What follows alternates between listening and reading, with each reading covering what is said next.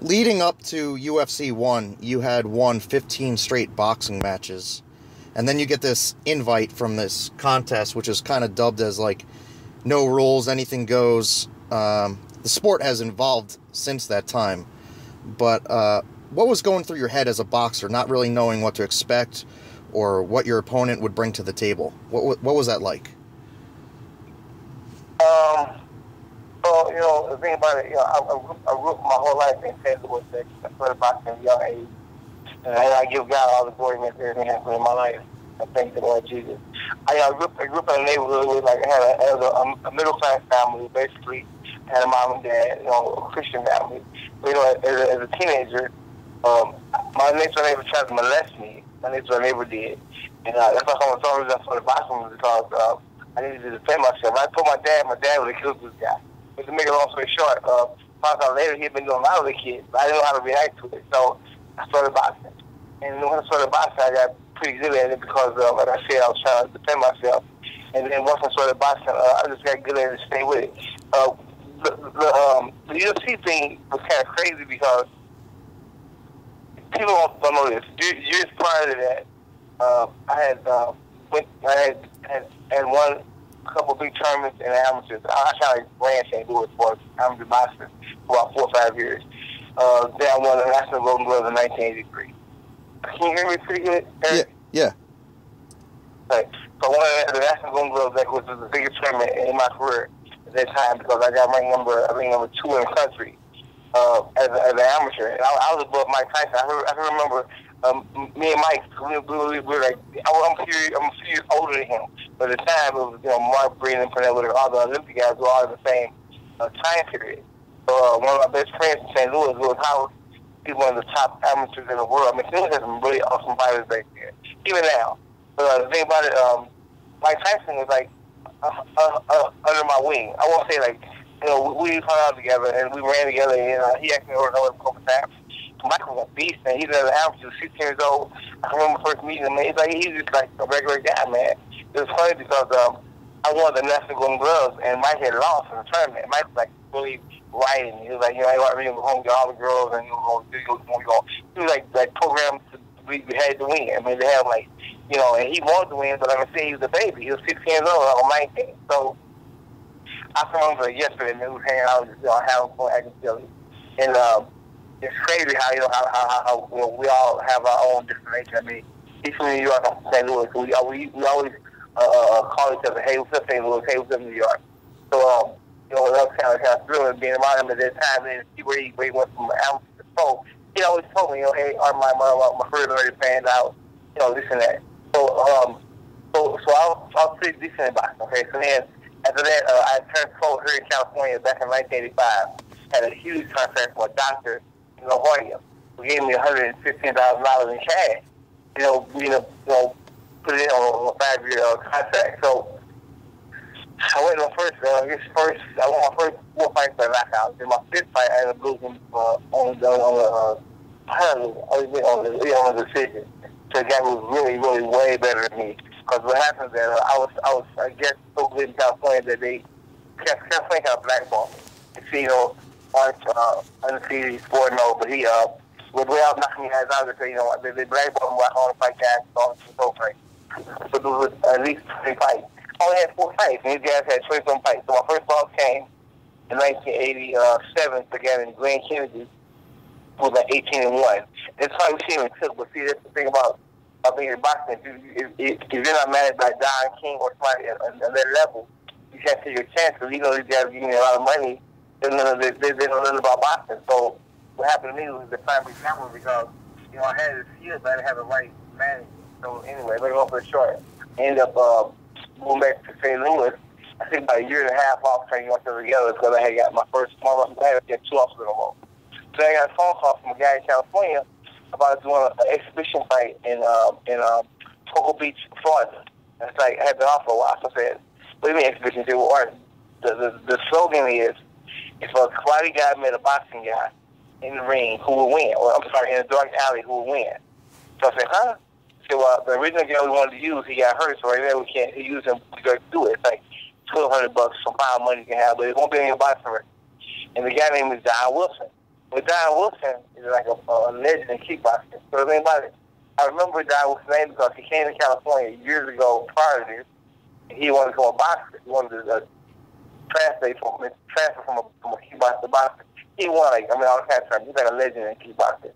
So I remember in California, I was in the gym, and he came in and we sparred. I busted him up pretty bad, man, real bad. Blood his nose up. And he started like boxing when he was in his field. So now, like years later, we're together again. So Don Wilson is right down in California, Kobe. Come down there. It's kind of funny because this was like the first really MMA because like I said, if you go on YouTube and you pull it up, you see Don Wilson against me. He has some highlight reel, but basically, and the thing was, it was all a joke because I got down to the face like throw it out, man. When we fought that, I remember. So we had rules. The rules was he could kick. They just had one of grappling. It was a boxer married kickboxer who went in the alley. So I'm the boxer, right? So I had my 2 gloves. He had gloves also. So he was allowed to kick like if he put 25 times around, which he really overdid it. He carried quite 100 times around. So he couldn't really beat me. But if he wanted, his sport was kickboxing, man, boxing. So I remember going out there. He just started kicking me in my legs, man. Went crazy, just kicking my legs. I remember after the 5th round, 6th round, we had to fight for my legs was like a watermelon, it was that huge. And we stopped fight, but I couldn't even continue. I got a couple good punches, but everything was it was like fighting Horace Gracie again. It was like hey Dave, because I'm fighting a kickboxer, I'm a boxer. I'm not allowed to kick because I had all the boxing shoes. So that happened. I ended up getting back in the boxing and basically say we won 15 fights. And also over 3 years, I got some new people that really knew boxing. But they didn't really know boxing. We ended up having a lot of connection. So a guy named Art Davey, I'm saying who was not Art Davey. What's this guy's name? From St. Louis. He had been involved with a lot of kickboxing camps. And I remember I'm at the movies one day at this popular theater in St. Louis. We went to go all the time, and he was there. He said, "Hey, I got an opportunity for you if you want it. They have a tournament coming up. You're interested, you can make some good money." I said, "Okay, well, let me know about it." So anyway, a couple of weeks later, one later, he got in contact with me. He told me about the tournament. So, Art Davey called me from the UFC, and he told me that they really didn't want to use Leon Spinks, but he was so old. So I said, "You know what? You're an active boxer. We've checked out your background, your history. You are legit. So basically, it'd be an honor to have you, fight on tournament." So I said, "Okay, no problem." So anyway, I verbally said, okay. They ended up, I guess, printing flyers up and started doing PR on it. So finally, when I found out what the bracket was, man, I went and told my manager, who was a lawyer. I said, "The guys, they want to fight this tournament," and it's like, so I think, $10,000, something like that. So I'm making that kind of money anyway in boxing. So, so you guys think, they say, well, let's just check it out and see. But when I said the rules over, there were no rules and how about bracket? Well, I think, look, I'm ranked in the top 10 in the world. I have a family. So this thing can really be damaged because I just want to basically come out, damage you, but basically, I can have like a permanent, damage, an injury. So I told them no. So I told them no. They told me I verbally committed and they've already made the flyers and they want to sue me. So I said, okay, whatever. My attorney's a lawyer. And I wouldn't really been in me that they didn't really give me the full story. So anyway, I'm going to first show, I'm going to make my manager. And they worked it out with basically, look, we'll go ahead and get you lawyers to London, showing the best in the world. They offer me another $10,000, maybe $20,000. I came in and fight. I said, okay, cool. And then they gave me the story, we're going to give you the lightest guy in the tournament who can't punch a lick, who can't throw a punch at all. And this is exactly what he told me. He said, not only are we going to give you $20,000, we're going to give you the lightest guy, which he was, the lightest guy in the tournament, who's skinny, can't punch a lick, and you should be able to walk through this guy. In other words, And I was like, okay, cool. And I said, let's do it. So, again, you understand, if I'm not allowed guys 60 ounce gloves on in the gym, okay? In the ring, I'm not allowed, 10 ounce gloves on. I'm going to kill this guy with no gloves on at all. The rules were, no gloves and no mitts and whatever. I'm like, man, okay, what else? That's it. You watched that fight with Hoist. Like you said, he's the lightest guy. But, he got on top and you ended up submitting, I guess it was by smother. but you are tapping. I mean, you can clearly see it in the video, and it looks like as if the referee doesn't see it or doesn't even do anything to try to stop the fight. Your corner eventually throws in the towel. Did you feel like they were expecting you to lose and that they wanted Hoist to win, like they were pushing Hoist, or is that like... Of course, this thing was, it's so funny because 20 years later, I still get a lot of, I don't want to say hate emails, but people still, in the beginning it was real bad. To the point where they'll call me all kind of names. Because, I'm the boxer, I'm supposed to, when you see the video game Street Fighter, like the boxer, a lot of you guys are cold, That's how I went in thinking, here I'm the real life boxer in this thing called Street Fighter. And I'm gonna kill these guys, because again, the boxer man, he was big and strong, had his jab, and also if we could actually get inside his offense. So, nothing was set up. Again, it was nothing planned, man. Like I said, we got there. I can remember me and Morris flying in, and like I said, it was kind of cold right there in Denver. And I think Hoist didn't look at me. I mean, seriously. I mean, I love the guy. I mean, we were good friends. I respect him, but at the time, he went and eyeballed me, man. I won't say he was scared, but he really stretched me a lot because, again, like I said, I'm a professional fighter. I've been doing it for, I don't know, at that time, but 20-some years, and I was ranked in the top 10, so I'm going for a title fight, hopefully a couple months in Tommy Hearn. So I was in my prime, man, And I said, his voice was like a baby, So, and see, and me being a fighter, I know how to intimidate guys, I can look in their eyes and see, sure, you know what I'm saying? So I walked around, I was like just real quiet, I didn't say anything. I was, just like, I was like, just one of like a deadly, And another guy, I respect all of them, but like none of them, me being a boxer, in my heart, it's like, I was gonna walk through these guys. So, I remember, we were being in a conference, we were being in the meetings, and like I said, I respect question. It's more of a not fear, but more about a respect. I mean, we all respect each other, but it was crazy because could you imagine? I mean, right now, if you went to this place, you guys was fighting with no rules. I mean, and the thing about it, it wasn't the fact that they said it was the way it was on the poster. It was like highlighted like caps. No rules, anything goes. You know what I'm saying?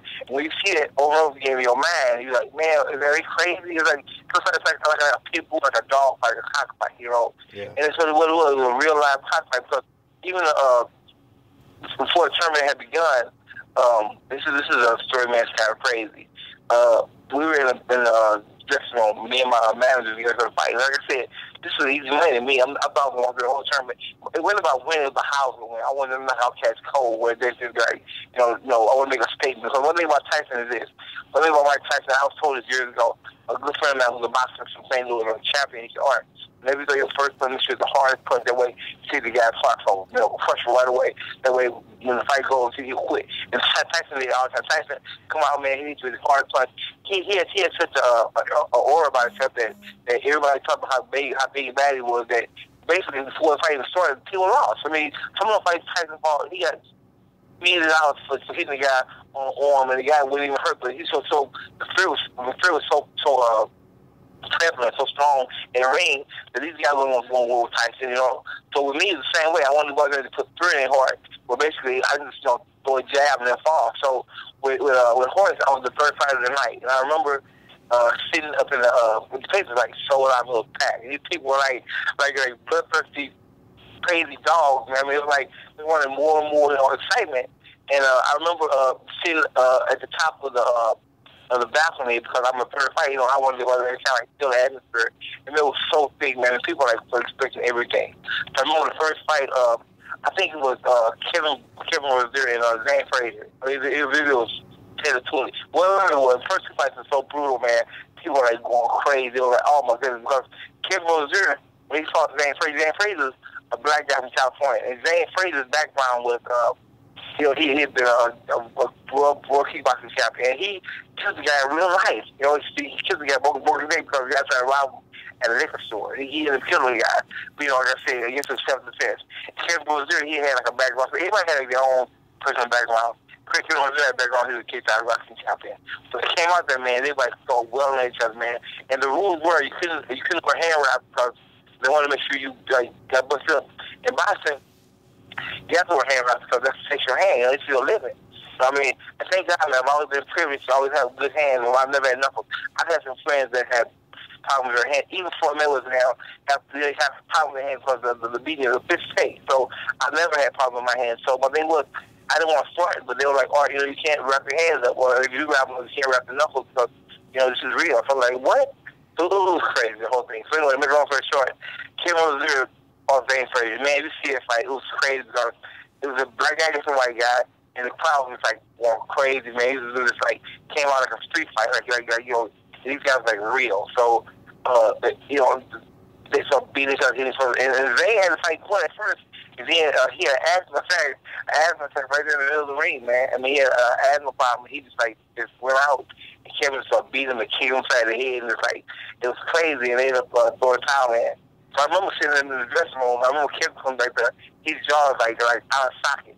He's trying to put it back in place for the next fight. I heard his quicker than in his jaw. So I'm like, oh my goodness, this thing is crazy, you know. And it was Zane. They had to rush him to the hospital because he had asthma attack. My manager, listen, sorry, and here I am, I'm a professional fighter, I've been fighting almost 10, 15 years, and one of my managers, so he was a good guy. I mean, my manager was both lawyers. They were really, really, you know, nice kids. They grew up in, like, you know, richy families, you know, had kind of nerdy. And my trainer didn't want to come. She was like, "Why, this is a joke, man. I'm not going to come to this thing, you know." So my real trainer didn't want to come, so we left him at home because thank God I didn't have to need any kind of assistance in the corner because nobody really helped me. So, you know, my lawyer comes back, man, literally, listen to me, with children's ass crying, saying, "Oh, man, you can't do it." I said, "Huh?" He was like, "You know, we ain't nothing like you to do it because this thing is too brutal, man. This thing is real." I was like, you know, and think about it. Now, I'm trying to psych myself up, you know what I'm saying? It's like he took up like a pen and burst my confidence balloon, you know? So like, it's like my balloon said, because like, I mean, all the times I had to worry about psyching myself up to go out there and fight. I couldn't believe it. He came back there and literally cry. I could see tears in his eyes, man, all red and watery. I can see it like right now, man. So he's trying to say, you know, we're lawyers going to make sure you're protected, man, but you can't do it, man. You have a career, you have a family. It's like, dude, you can't go out there and get hurt, man. You got to do it for real. So I just kind of like walked out of the dressing room and got kind of by myself, man. Like, you know, so playing, I was like, man, I can't protect me because, you know, this is my trainer coming back here, or my manager coming here telling me how to do it. So I had to, like, you know, reinvent myself. So I started, you know, shadow boxing and sweating. And then, this was John McCarthy, who was like one of the big time referees in the time, like, you know, just got started. You know, and this is all crazy because I think Horton set him up like that, kind of like Sunday. Sunday said, "Well, you know, this Horton guy, man, he's you know, jiu-jitsu, and if he gets your arm, you know, he can break your arm, he can do it through that." And their pain resistance is like not matched to any other, man. They'll go out there, you'll get knocked out, get an arm broken or a finger broken, and still fight because they're fighting to die. I'm like, "Are you serious?" He's like, "Yeah." He said, "So make sure, man, what you do, watch your nigga, because if you get your nigga chokes you out, you be out, man. You know, so tactical, he chokes you out." I said, "You crazy? So can you get past these guys and shadow box in front of him, show him my move?" He's like, "Yeah, man, you know, you might be able to hit him, but like I said, you don't knock him out. His pain resistance is crazy." So the whole thing was like this time, you know, it went like set for me to lose, and we were like all fake. It was the point where they wanted to make sure that Hoyt had but he had the advantage for his thing. Because the whole thing is, you understand, this is all brand new, okay? No one ever seen it before. So Hoyt is the boxer, and the rest of them were going falling place. Because it's just like, you know, if you fight a group of guys, you're the biggest guy, right? You beat him up, man, it's like, oh man, no, we can't fight. So Hoyt fighting the boxer first, you know, knowing that I had no strength in jiu-jitsu. You know, a writer once for this is cool, man. A writer once for he was like, "Why Jimmerson fight in Hoyt Frazier in UFC 1?" It's like taking a kid, a 6-year-old kid, just getting his license, put him on the biggest highway in the world, and tell him, "All right, go ahead, go learn how to drive." It was the same equivalent because I knew nothing about no jiu-jitsu, man, or about ground fighting, you know. And the only reason I tell is because I got a phobia, you know what I'm saying? It's like I have to breathe, you know. Mm-hmm. So when so it's kind of crazy because when we first got there, like I said, I'm the first fighter tonight. I was down, man. I'm like I said, I knew even after all the shirt tactics, you know, Floyd said you passed my jab, but my 1-2, you know. So when we got there, the first instance I had of how big this thing was, who our fight was with. We first came out, and like I said, the place was packed, man. And I'm in the ring, and they mentioned my name, One Glove Jimmerson Interview, California. Looks like the same thing was Missouri, and the place fight when two people clap. My corner man, my manager goes through this clap, I'm like, okay, whatever. So, so whatever. So I remember when I was 9.6, undefeated legend, like the whole place, it was so loud, I had to hold to the fence, stop falling. I was like, oh my God, everything was crazy, and like, he didn't even fall yet. And it's the first UFC ever, For some reason, everybody came to see him, and he's like, Mike Tyson or Ali at his time. So I was like, let me just do my jab workout, because again, jab is the first punch to establish it. When you establish your jab as a fighter, you kind of control the fight. So in the bell ring, so it comes out. And if you see a fight, I kind of had him going backwards at first. I had to intimidate him, because I knew that I had to move laterally so I wouldn't get kicked. So I remember going right to him, and he went backwards. Knowing now, not that I do it then, I should just rush him so I got on top of him. But as I said, I didn't know. So I remember the first thing they really shocked me was he started kicking it. And the referee like, referee, are you serious? She can't do that. I'm still in my boxing mentality. You know what I'm saying? Mm-hmm. So I had no idea about. I was told he did me, but let you be there where you guys can see it happen. You know what I'm saying? Firsthand. He's like, my man, I don't see people kicking. I see hands coming in, I can like slip and roll. But a foot, how do you get past a foot? So. His foot was so smooth. I mean, it was just like a jab. It was like his feet was like my hand. I'm sure it was like so fast, so quick. It just did something he didn't know all the time. So it's like nothing to him, But I remember him thinking at it 2-3 times. That's what intimidated me. I said, well, let me get back because I want to get kicked in the face. Because I know that I think they say a person's kick is like twice as hard as your foot. So when she kicked at me, I just kind of got like, all right, let me just touch her how I'm going to do this. So I figured I can get a jab out because I'm going to start kicking. So let me start a little moving laterally. That way he can't kick and be stable at the same time. So I start backing up, so I'm moving laterally, which is really a wrong mistake. Because what he did was he feinted up, and I went to the okie doke, and then he went and got my legs, and he shot me down. When he shot me down, then that's not saying it's like the phobia started happening. Well, my whole thing was I wasn't going to tap out right away. My corner told me, I'm getting in trouble, man. We're going to get hurt because, you're our asset. We got a career, so we're going to tell me. I was like, hey, well, whatever. So when he got me down, the first thing he did was mount. Now I know he mounted me, okay? And then he took my leg and I kind of like spread him out with his leg and locked him in. Well, again, you understand? I don't know about this. You know what I'm saying? This comes all new to me because I don't know about sprawling or about, how it defend against a takedown. This is all new, right? And they knew this. You know what I'm saying? They knew this. So, I'm sorry. I'm missing part about the One Glove. So I'm in the dressing room. I remember they came back there and said, are you ready? So I said, sure. So I said, well, before we start, now I need to take my hand because you don't give me any hair afterward. I'm not going to break my hand. I got a career. So they say, well, you want a pair of gloves? I said, sure. So they tried to give me 2 gloves. I said, no, you need 1. I said, I don't wear 2 because I wear 2. I'm not going to give my full effect of my punches.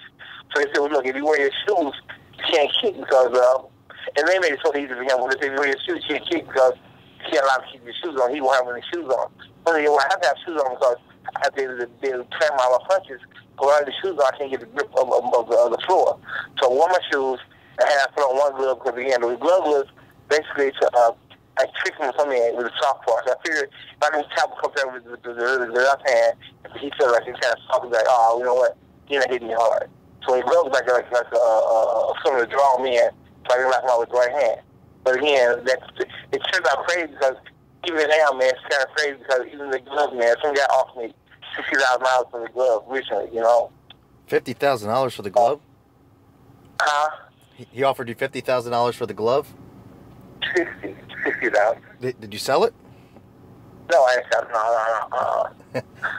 No. I'm going to, because it's like, if you work that much now, it's just really ready. So it's kind of personal, you know what I'm saying?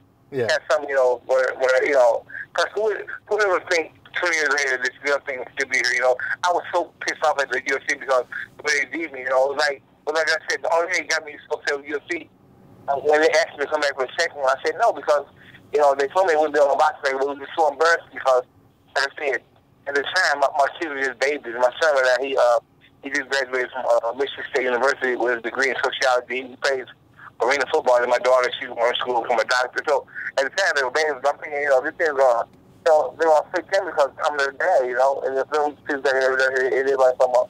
The dance on the first UFC one, it's controversial because, like I said, you can see these days, man, I get emails from people.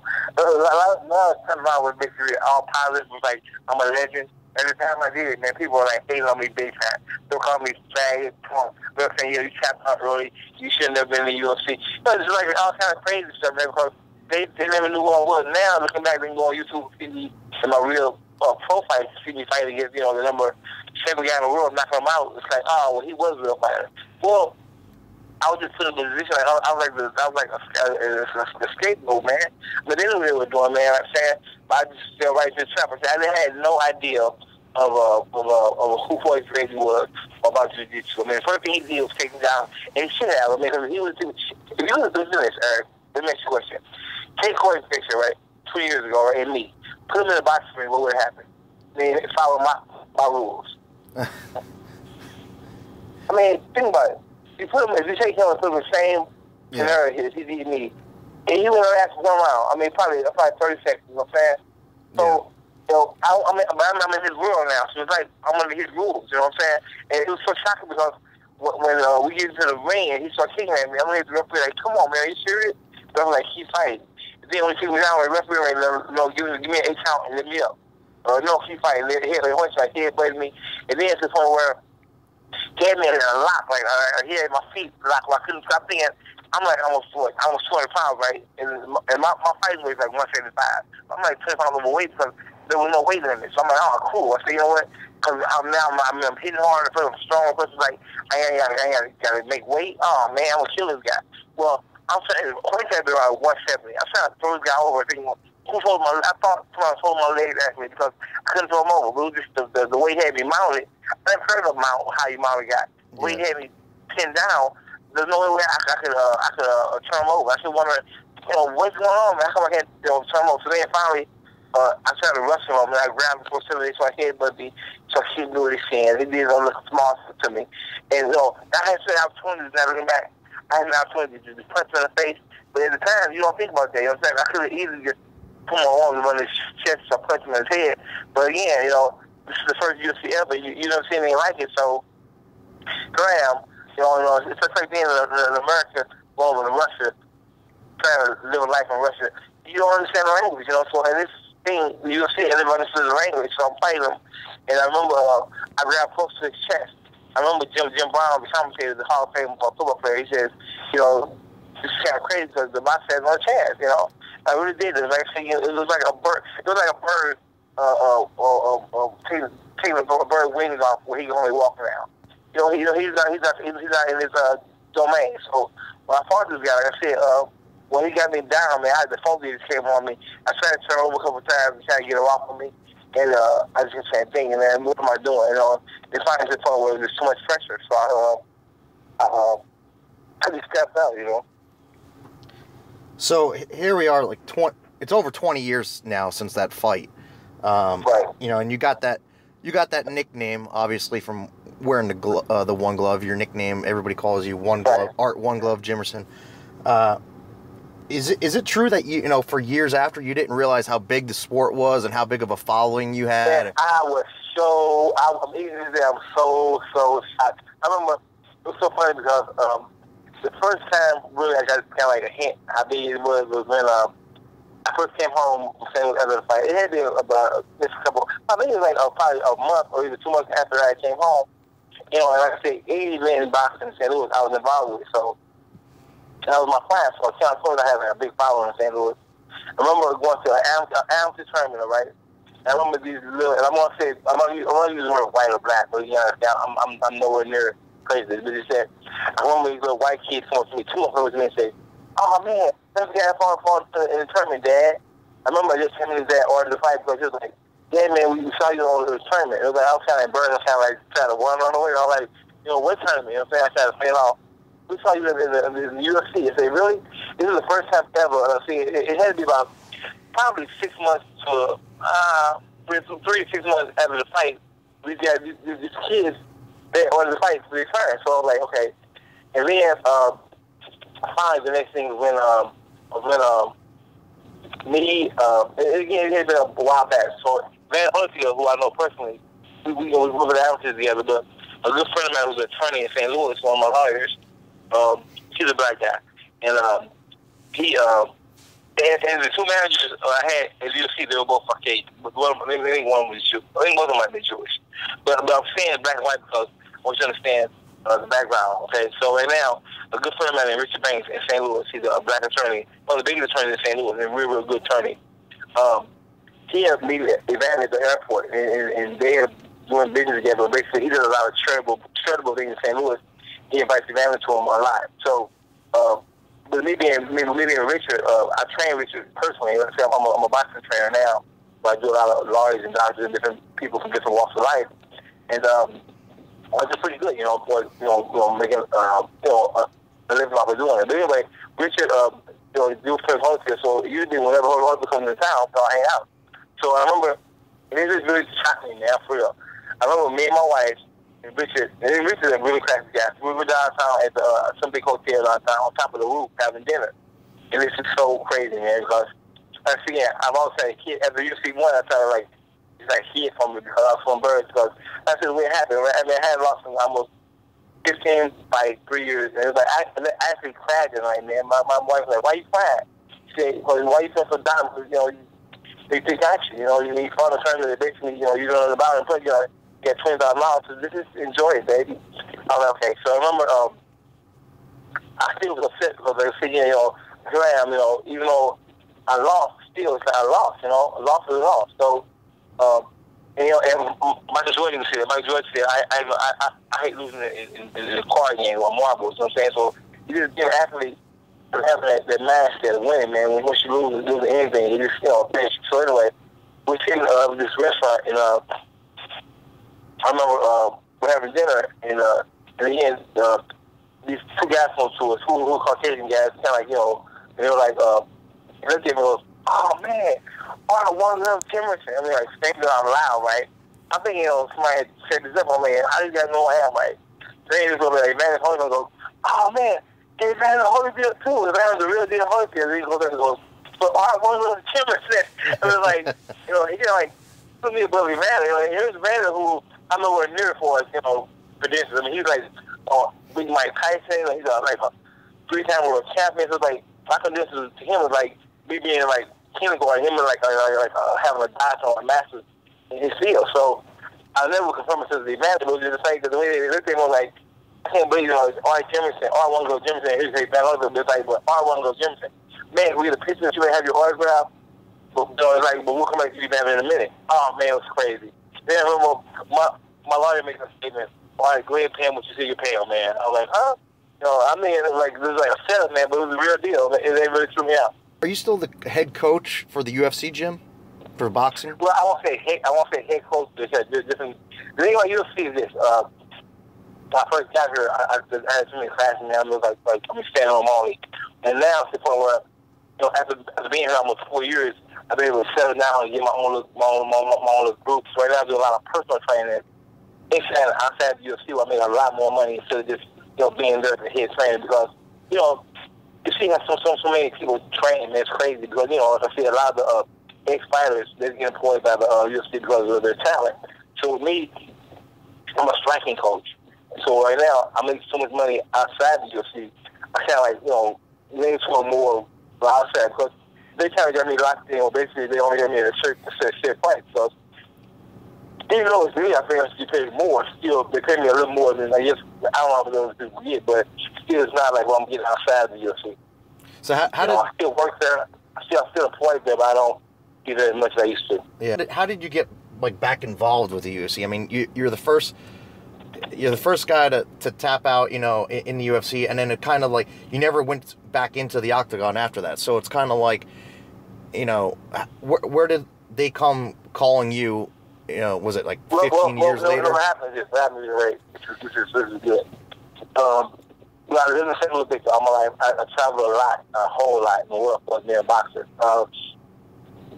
After the UFC, after living in California for almost 4 years back in '85, my first time pro, and traveling the world, basically I moved back to St. Louis to raise a family. And being in St. Louis, I went through a divorce. Yeah, so working at Pepsi-Cola for about almost 15 years. I was like a title position. I was a manager. I worked in a warehouse. I worked, as a merchandise. I did a lot of Pepsi. And working at basically just taking under their wing. I retired because a lot of the guys are new as a boxer, so basically I had a good following. And St. Louis, I knew a job basically anywhere. So anyway, I got a chance to work at Pepsi. And then, probably like toward the end of right before 2000, man, I went through another divorce from my ex-wife. And I remember I had there's a lot going on in my life, man. And my mama just passed, and basically, I had issues at work, and then going through the divorce, there was a lot of stress on me. Pepsi was going through a big overhaul change. A lot of my good friends, I knew that, so basically, they had my back. A lot of them were announcing, right? They had a big overhaul at Pepsi. So it changed different people, different positions. And I did a lot of, at the time I worked as a merchandiser, basically, I did a lot of lifting and carrying, So I remember going to the hospital, and so I was told I had high cholesterol. And I'm thinking I'm a trainer. I was training. I was really in shape, but it was I was still active. But my dad had cancer years ago, and so we had some history of some different things in our family. And then I remember my doctor told me years ago, man. I remember a B12 shot for a fight. He said, "All right, your dad had cancer. Make sure, man, you take care of your health because you're thinking something like that. Make sure you take care of your health." And I remember him telling me that, but I hadn't paid any attention to it. So then 2009, right before my mom's funeral, man, the day before my mom's funeral, I was going through the divorce. Like I said, I had some chest pain. I remember I just, can't ignore it. It got to the point where I was asleep. And you heard my mom's funeral, well, there was just so proud, so pushed on my chest. I had my nephew, who's a minister, now took me to the hospital. I got there, I was up there, and they took my vitals, and they said, "You know what, you're okay to sit back, sit out." This ain't about 400 in the morning. They're like, "You sit out of the waiting room." Well, I kept saying, "Man, something wrong." So I told me, I got upset because I had insurance with Pepsi, but I was like, maybe I should just leave and come back. Man, I think I had to leave because I was having a heart attack, but they didn't know. So they put me on a more advanced machine. Oh, man, everybody came rushing in, man. I mean, they're like, the president, man. They stripped my clothes off. I mean, doctors came from everywhere, man, on the phone, calling people. So finally, on the way back to the dressing room, to the emergency room, I died. I actually died. You had to take the thing that shock your chest and bring me back to life. But in between that time, I had, I was a Christian, so I said, "Lord Jesus, they don't help me." So I called on Jesus. And I called upon him. I remember just leaving my body, and I remember being in a place that was so beautiful, man. I remember seeing light. I remember seeing God's arms around me. I didn't see his face. He just had arms around me. He was like, "I got you." And I remember seeing, hearing my mom's voice. I didn't see her face. She was half of life. She said, like, "Arthur." And she said, like my name one time, but it been like 4 different things. She was like, "What are you doing here?" "I'm okay. Go back." So I remember, I heard stories about this, but I'm telling you, man, it happened to me, so I'm telling you it was real. So, but the place was so beautiful, man. I remember seeing the color blue, seeing blue.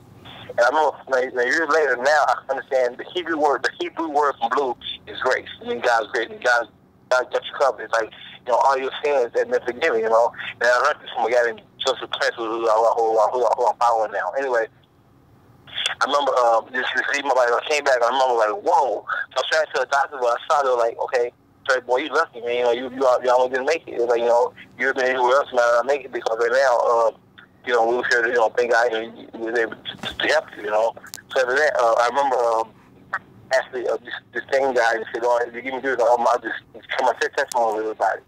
So I was trying to share, people I know about, I don't have to beat people down with me, because people have their own beliefs, what I'm saying, but I just try to share it with them because I know what happened to me. So after that, I came out of the hospital. I just started right back working because, with faith, we have to have faith. I want to get to the point where I'm sitting here depending on the government, or depending on, on people helping me. So I just got back to the gym, started training people. I started running 2 miles a day and basically just changed my whole diet, man. I mean, I started eating meat. Well, not eating it, but basically try to, get all that shit to it. And then I started just try to find a job at least 3 or 4 times a week and change my whole diet, Mm-hmm. Then I just seeing my health just actually get better and better. I just really got into the word. So, so I had a friend out in California, a girlfriend, man. I've seen her for 30 years. And we just started talking, man. And After that, shit, well, he's going to hell with me for a little while because, you know, he just needs to get away because, you know, your mom passed away, and your job and, your wife. It's cool. So I came out here. I remember we went past this big sign said Grace Jiu-Jitsu. Like Grace Jiu-Jitsu, I pass you all the time. I said, can you stop at her? I said, I think I know the owner, right?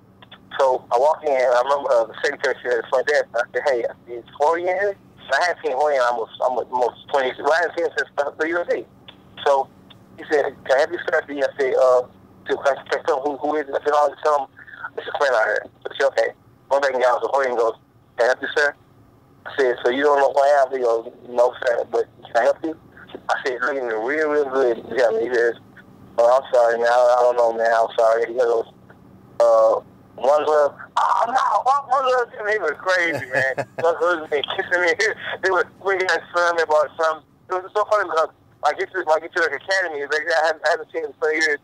I'm in Torrance, California, and they just, again, I happen to see Grace Jiu-Jitsu. Like, is that like, yeah. So no matter, he has brand new, like, Rolls Royce plug out in front. This guy's making a lot of money, man. He had a brand new Rolls Royce plug out in front. I remember when he saw me, he was so crazy. And when we got his son, said, you know what he said? One Jimmerson, man. So I was like, oh, man, get him to the back. And I mean, he was teaching a class. I was like, ceremony packed. So he's like, hey, guys, gotta give him, everybody got stood up and gave me a stand ovation, man. I'm like, whoa, wow. That really felt so crazy, man. This whole thing, I turned around, man. It's just like now to the point where it's like cool, you know what I'm saying? Yeah. That's a crazy story. I mean, man, but you should see Jorge in his face, man. He was like somebody told me he wanted $1 million. And he grabbed me, man, so hugging me, kissed me. Like, man, all right, James, I can't believe it's you, man. You know, like, all right, good thing. You got to do One Glove. You got a friend now who got a lot of money, man, that's interested in that. I was like, I don't know. Do you watch any MMA today? You know what? Being at the gym, a lot of the guys are. I was trying to get a fight with Hoyce. You know, Hoyce. I've been here almost 4 years now. I think a couple years ago they did a first fight in Brazil and Denver.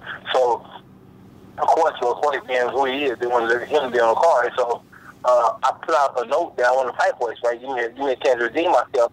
And I even seen Hoyce on Facebook. We were texting back and forth.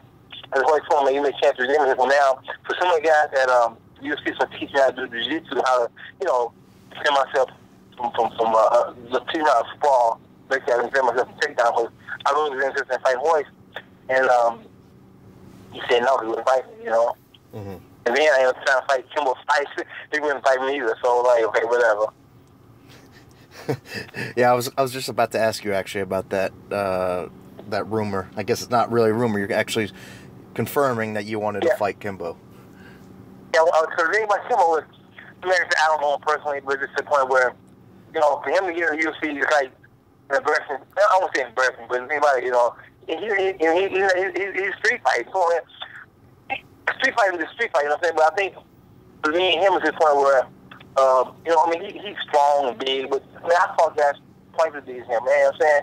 But the thing about with my experience that way, it's night and day. It really is. They might come out the first 2-3 rounds with hard. Once I weather that, it'd be a joke. It really would, So I mean, and like I said, I never wanted this so bad so that people could realize not so much the birds, but they can say, look, I remember when this internet thing had really got big, and I remember when a couple years ago, probably 5 years ago, before when the internet started really getting big. And it was before Facebook and everything, right? I mean, even before MySpace. I remember probably about 10 years ago, we bought a computer, me and my wife. She got a great deal for her job. We got to work that. She had a deal for my job, or doing her job rather, a brand new computer, man. I remember first thing, the Yahoo and stuff, it just came out. I remember when the YouTube first came out, somebody put a video on there with UFC 1. It was me and Hoyce, but yeah, like thousands of views, man. So I remember, I copied it, right? And I put it on my website. I said, I had absolutely no clue. Okay, I had it for like months, man. But UFC can't figure off. I mean, really figure off was like, I was telling the world, I had to put the word in caps, parentheses. I had absolutely no clue what I was doing. I didn't, you know what I'm saying? But they were kind of like trying to hide it. Like, we don't want anybody to know that, Yeah. So, I say, it all worked out. in a way, because, you know, the greatest blessing, one of the greatest blessings I got out of this thing was when I got a phone call from the UFC in Vegas. I mean, all the big leagues called me. And his ass called me and goes, all right, Jimmerson, and it's a privilege, man. I'm so privileged to meet you, sir. Everybody out here and wants to meet you, and we're so happy, when you please come out here for the UFC 20-year anniversary, because, you know, you're part of history, you know. You brought 2 men, you know, whatever. And it's like, battle, whatever. It's like, man, we want to fight it out, man. We want to shoot real good. Anything you want, we'll have it out for you, man. So, you know, we do it for us. Hey, sure, no problem. So, somebody out there, man, they hit me up big time, man. They had the red carpet out, nice, I mean, sweet, man, at the MGM, man. It's like, man, they really welcomed me with open arms, man. Everybody that knew me. And what really got to me when I was so shocked with my girlfriend, like, are you serious? I remember I got there, and it's like, we were getting ready for the press conference, and man, it was like, I was like Mike Tyson, man, or Michael Jackson. I mean, you can't bring somebody to me, man, these autographs. They had pictures of me. We decided a picture of me. I ain't even seen yet. I mean, they had girls, they had, but I felt like, I was like a Michael Jackson, you know, Mike Tyson. People just swarm me like crazy. I'm like, huh? And my girlfriend like, yeah, they're all here for you.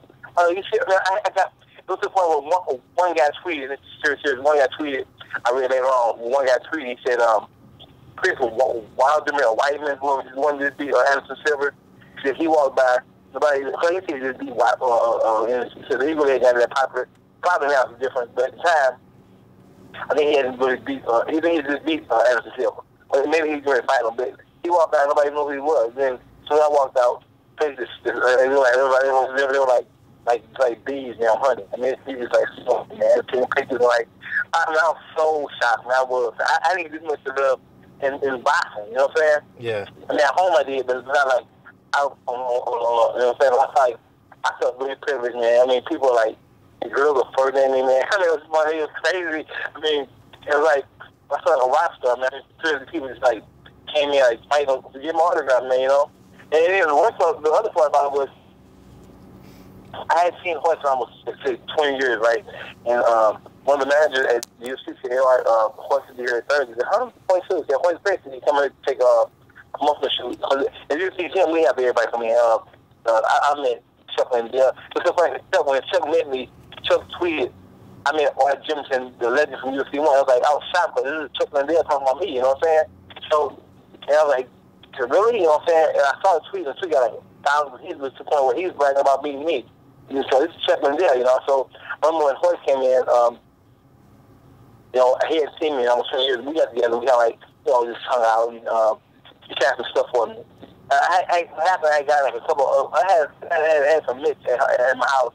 He had fought me. You know, like, all beat up me. You know, beat up me bad, man. So I had Hoist signing for me. And I remember, we took pictures together, and I posted them on internet, whatever. Now, a guy emailed me and said, well, if you get any family, you'll I'll buy it. I mean, he bought the permits I had for $1,000, $800 to $1,000. I mean, so I didn't know how much stuff was worth. You know, I said the memorabilia. I never heard of memorabilia. I've heard of it, but I haven't never participated in it. Yeah. You know, so I got offered $10,000 for the trunk, $10,000 for my boxing trunk. I fought for this thing. I didn't offer it, okay. And yeah, I said, this is final money. And it's like, you know, like, are you serious? You know?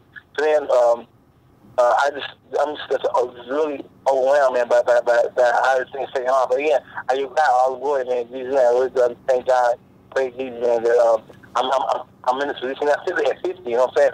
Even though I'm working, making some decent money, I'm not where I want to be, you know what I'm saying? I mean, I want to be at this age, I want to be able to have my house paid for, have, you know, everything paid for, basically just living comfortable, you know what I'm saying? But I'm okay now, but it's the point where I saw myself, you know, and the UFC thing I thought was really hurt me because, you know, people say what they want to say, but man, it turned out to be a blessing. Yeah, well, I mean, you do have an incredible story, and I don't want to take up too much more of your time, but I really want to thank you for... No, I'm good. Yeah, I'm worried out in a while, but I don't have anything going on right now, so take your time. All right, well, I guess one more question then.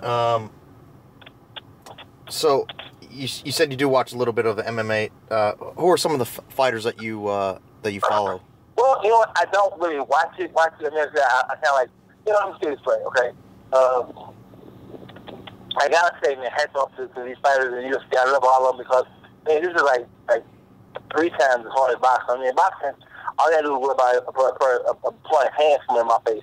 You see knees, elbows, I mean, body, man, it's crazy, you know.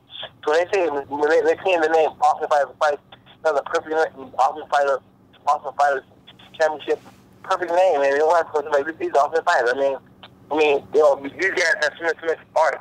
I always try to tell people this. I say, you know what? Me fighting horses is like me coming to a gunfight. Okay, I mean, you know how they had the Wild Wild West. I meet you at the sundown. While I am at the sundown, fighting horse races with one gun, right? One gun boxing. Horse comes in. He has a gun, a knife, a bow and arrow, a grenade. He has all these different art stuff. So he's equipped with it, right? Mm-hmm. And that's what I'm saying. How the equipment it is. So like, this thing is awesome to fight. I mean, these guys have all these different arts. I mean, from wrestling to striking to stuff that, you know, jiu-jitsu, karate. I mean, it's like, for boxing to come out with just one art, it's like, you know, night and day. It's really unfair because I have one gun that can shoot. But this guy has a knife, a bow and arrow, and, like, you know, a bazooka and grenades. How do I defend against that? Yeah, I mean, you kind of were put in a difficult situation there, but, you know, how were you really supposed to know? But and then I say, I couldn't go on Google and say, like, Google Jiu-Jitsu, let me see how it looks. I've never seen it. I mean, like I said, right now, if I was to take you right now, Eric, and drop you off in Russia, I mean, he's a grown man. You last, you know, a little while because, you know, you get some common sense.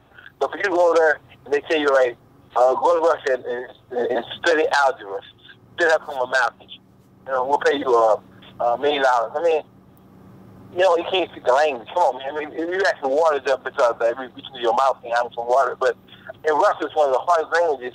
Or Japan, even better. You know, so we go to these countries and try to live a year without learning any kind of, you know, language. I mean, you're in trouble, you know. So for me getting that, I didn't understand the language. You know what I'm saying? He was speaking a foreign language that I never saw before. Now, the fight overall is fighting, okay? Fighting overall is fighting, equivalent overall is fighting, okay? But, like I said, it's like living. Living overall is living. But for me to live a comfortable life in that atmosphere, I didn't know how, you know? Yeah. I mean, you can go to Russia and Japan and live. How comfortable can you live? Somebody just drop you off right now with no money or no nothing. How you going to survive? You won't. I mean, you go by. Yeah. All right. Well, I really appreciate you talking to us. Incredible story.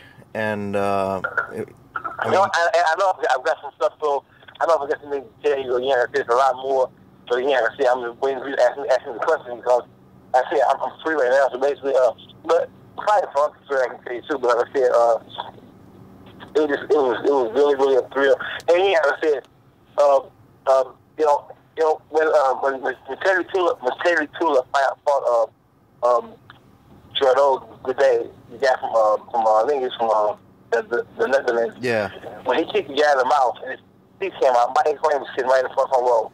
She was like, whoa. I mean, teeth were right in front of her, okay? And like I said, the 2 teeth got stuck in, 4 teeth came out. 2 got stuck in his split where they had to wrap it around because they didn't want to cause an infection. He had to fight the rest of the night with the 2 teeth in his feet. Then the other 2 went from my ex-wife. And she was like, oh my goodness. She went right there and told me, all right, man, you know, do you really want to do this? Because, yeah, like I said, I had really been thinking about, you know, I mean, I never thought about putting her out, but I've been thinking, how am I going to go in her, the master, you know, again, and even this time, I wasn't really, I never was scared or afraid. I was just thinking about my future, like, you know, like, you know, if he breaks an arm or out of socket or, you know, of course. Will I be able to, you know, will I be able to finish my career out, you know what I'm saying, the boxer. The other thing was also, you know, Eric, if you go to say you need some dental work, all right? Let's say an emergency. You go to the dentist, right? And they have to put you under, say, you know, like knock you out with some gas so that they do the dental work. Story. But for me, to willingly let somebody knock me out, like because of a fight, it's not worth it. I mean, you know what? It'd be really like for my health, I'll do it. But for me to go out there, the horse took me out, and the guy was trying to be really graphic about it. Well, you know, we try to test it out, man. If you don't get back to your brain time. You know what I'm saying? So I always thought going through my head, I'm thinking, so you ever do that, he choked me out, and what happens if he breaks my arm or breaks my leg, you know, or, you know, what happens? So I was thinking, but I shouldn't have been thinking about the kind of stuff being a fighter. I really, when I got in the ring, I all it out, so I wasn't even thinking about it. The whole thing was just establish my jab and get the fight going where we can go. And once again, I said, as I told him, he did the exact thing what I would have did if I was in the position, clean down, you know. This is an old saying in boxing, okay? I said it some of these years ago, and I live by this era. He said that whenever you fight a bum, right? Whenever you fight a bum, make him look like a bum, knock him out right away. So that way, if the fight goes on too long, they'll be like, man, this guy can't fight, but he's going like 5 miles with Mike Tyson. Mike Tyson like knocked out a lot of bums. And all he had to shoot him in the ring with him and knock him out. Guess what? We never know how good the guy was because he knocked him out. So think about it. Whenever you fight somebody that you shouldn't be in the ring with, take him out right away. That way people won't know, you know, they can't see how bad it was. But with me and Hoist, if he had gone on longer, they would have thought that I was the real deal. If he gave me a chance to standing up. But again, he took me out right away, showing people, you know, well, look, I had no reason to be in there with him because I was out of my element, you know. Yeah. Well, you know, regardless of what happened, you know, you're part of history. You know, you went 2 full minutes with, you know, arguably one of the. I think AJ, oh, you know, you was long boy. You was the only guy that went the long build up in the first time because nobody went. I went like 2 minutes or something. Everybody else went like. I think. But listen to this. This is a true story. Okay, I know that. This is what I think. Okay, my fault question. The way he took me out, I'm telling you, King Shamrock, all the guys. You know, now I won't say they quit. I won't say they quit. But I'm telling you, a lot of them went out early, kind of early because when he beat me. When he took me out, man, to the point where when everybody came in, when to Shamrock, I don't even hear a full lock on Shamrock. But Shamrock stopped out. I'm not saying that. You know, I'm not saying anything bad about Shamrock. All I'm saying is, you know, when he went out, it was to the point where Hoist got a lot of that energy from me. Where basically when he took me out, everybody's like fell in place. When it was to the point where once he got around your neck, and then it was like a snake, man. It was to the point where he was so smooth with his move because, you know, I was so impressed with that. I mean, I was so impressed with the fact that once I allowed him to take my space, that's what happened. Because when I came out there, I rushed him. He kind of went backwards. Once he started controlling the atmosphere with the kicks, I lost him right away, you know. He took me down. Once he got, you know, I was told that, I think Horace told me this, you know, once he gets you on the ground, no matter how big the guy is, right? I mean, if you weigh 400 pounds, I was on, 50 pounds, no matter. Once you get you on the ground, it's like being in the water. You know, like a swimming pool. In a swimming pool, there's no weight. So you can be like 20 pounds, that's how you can be a kid. But in a swimming pool, everybody weighs the same thing. Well, that's how it is when you get to the ground. When you get to the ground, y'all just the same weight. It's all being worth to get me to the ground. When you get to the ground, he hit me like being in. It's to the point where when he had me to the ground, the lights went out. This is when he turned the lights out, he was able to just like be a snake. He was able to do all his tricks because I was to the point where, I mean, even if it was Mike Tyson in his prime or who it was, once he gets to the ground, it's a done deal because, again, we're our domain, you know? Yeah.